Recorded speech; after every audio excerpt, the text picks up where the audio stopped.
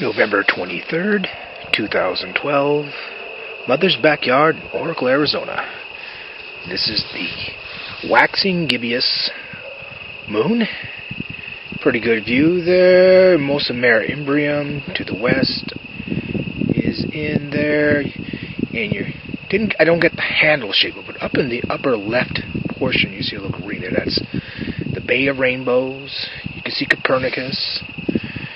Oh, you can see most of the Major Maria with Crisium all the way over to the east on the right side.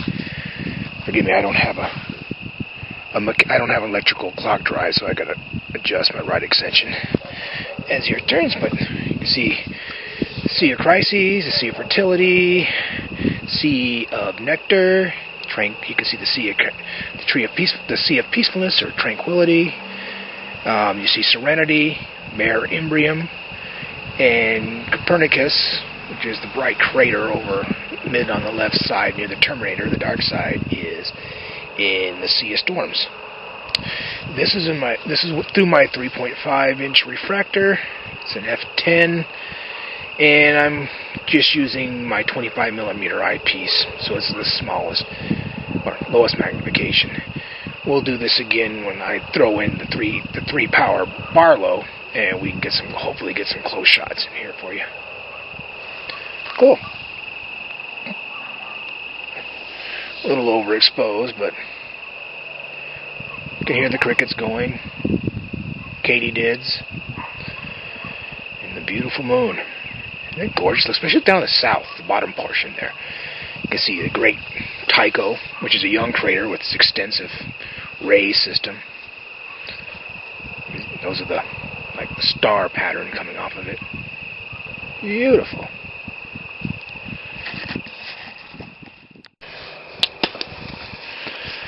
Okay, now we have the 3 power Barlow on, and you can see Plato, which is the dark crater to the upper right. You can see the Bay of Rainbows, or Sinus Iridium, however you pronounce that. My Latin sucks.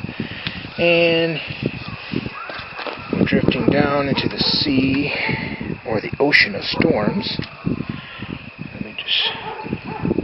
Pardon the shaking and stuff. Like I said, I don't have this is an old-fashioned telescope. Copernicus to the lower left there. We'll let that area. Copernicus, big crater to the lower left. Up the upper right is, I can't remember now. Eratosthenes or something like that. Beautiful though. Those mountains around there. Hope this is coming in pretty good. Beautiful. Check that out. Awesome.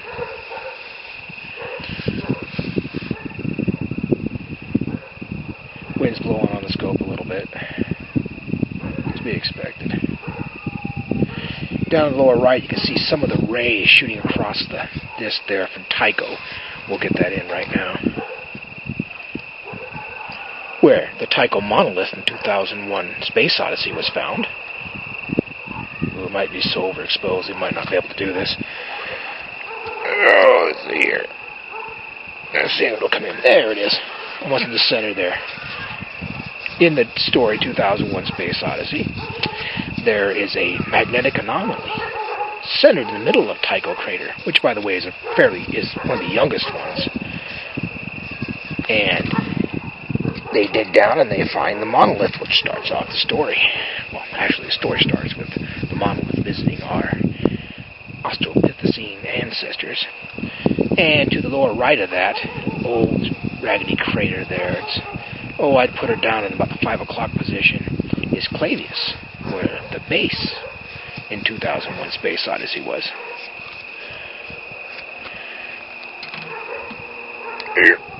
Like I said, I don't have an electronic clock drive.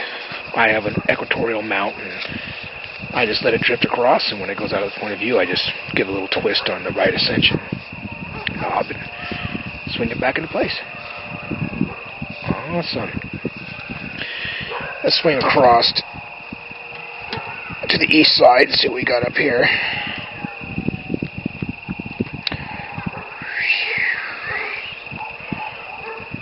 Alright, whoops. There we go. Big round one in the center there, Sea of Crises. drifting almost dead from lower left to upper right is the Sea of Tranquility. And just at the bottom of that sea, that dark area, right there where the white is just coming in there, that's the general area where Apollo 11 landed. To the upper left of that is Sea of Serenity. Let me make a correction. And then we'll get over here to Imbrium Basin. Get to the Imbrium Basin here. Oops. A little twist there. Which is where we started at. Plato. Sea of Rainbows. And back over here to Copernicus. Just a little tour around. Hope you liked it.